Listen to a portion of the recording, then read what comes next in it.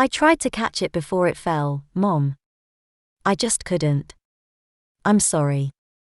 I know you really liked it. I'll pay for it out of my allowance. Please don't be mad at me. Much to Teddy's delight and Tammy Lou's disappointment, their mom fell for the entire pitch. Lock, stock, and barrel. She reassured Teddy that she wasn't mad at him and that the lamp wasn't all that important anyway. An even worse blow to Tammy was that their mom actually apologized to Teddy for blaming him. Teddy even got away with not cleaning up the mess. To little Tammy Lou, it was obvious that being an older child had its privileges.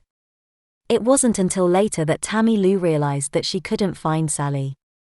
But by then, she couldn't remember where she had left her.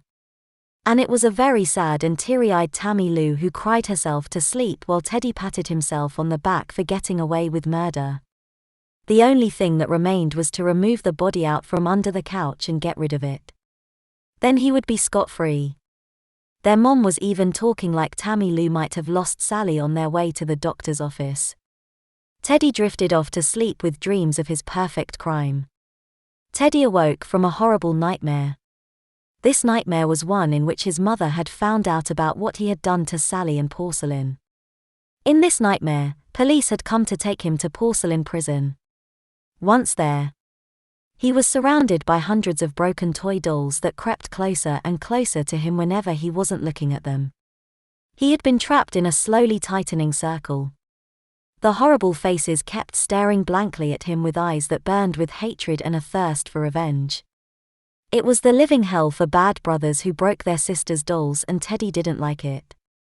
When he awoke, Teddy sat up straight in bed, covered in sweat. He knew immediately that he had to clean up all trace of what had happened. But he wasn't sure how. It was still early. So Teddy decided that he might be able to sneak down into the living room and dispose of the body before anyone else got up. Being Saturday, he was certain that his mother and sister would sleep in. Teddy didn't want to raise any suspicions by making his sister think that he had gotten up extra early that morning. If he got caught downstairs or going back upstairs, he definitely didn't want anyone to know just how long he had been awake. Normally, he would immediately change into his regular clothes for the day. He never went out of his room in his pajamas or nightclothes unless he absolutely had to.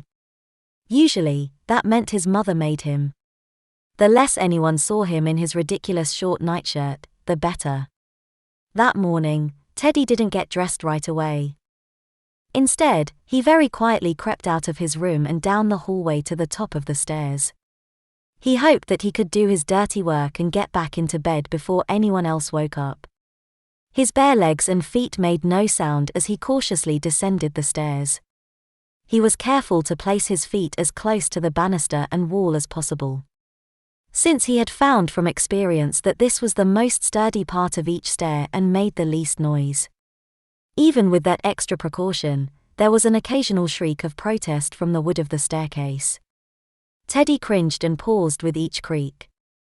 He waited each time to make sure that there was no sound of stirring from his sister's or mother's room. He became increasingly conscious of the distracting feeling of cool air moving up under his nightshirt and around his naked legs. His legs being spread apart and his nightshirt riding up further than usual. Teddy was thankful that there wasn't anyone downstairs. He certainly would have given them quite a show.